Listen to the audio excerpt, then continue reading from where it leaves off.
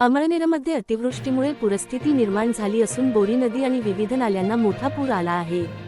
अनेक घरांमध्ये पाणी शिरल्यामुळे नागरिकांमध्ये भीतीचे वातावरण निर्माण झाले आहे।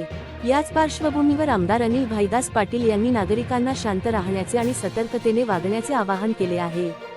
जास्त पाणी साचलेल्या ठिकाणी जाणे टाळावे, तसेच घरात पाणी शिरत असल्यास तात्काळ प्रशासनाशी संपर्क साधावा, असे त्यांनी स्पष्ट केले आहे। विशेषतः बोरी नदी काठावरील आणि पिंपळे नाला परिसरातील नागरिकांनी अधिक काळजी घ्यावी, असेही त्यांनी सांगितले आहे। सध्या प्रशासनातील अधिकारी आणि कर्मचारी मदतकार्यांसाठी फील्डवर तैनात असून परिस्थितीवर लक्ष ठेवून आहेत। दरम्यान जयनील फाउंडेशनच्या वतीने पूरग्रस्तांसाठी अन्न व पिण्याच्या पाण्याची व्यवस्था करण्यात आली आहे। गरजू नागरिकांनी या मदतीचा लाभ घ्यावा, असे आवाहन करण्यात आले आहे। तसेच इतर सामाजिक संस्थांनीही पुढे येऊन मदतकार्यामध्ये सहभागी व्हावे, अशी विनंती आमदार पाटील यांनी केली आहे। आपली सुरक्षितता हीच आमची प्राथमिकता आहे, असा विश्वास त्यांनी नागरिकांना दिला आहे।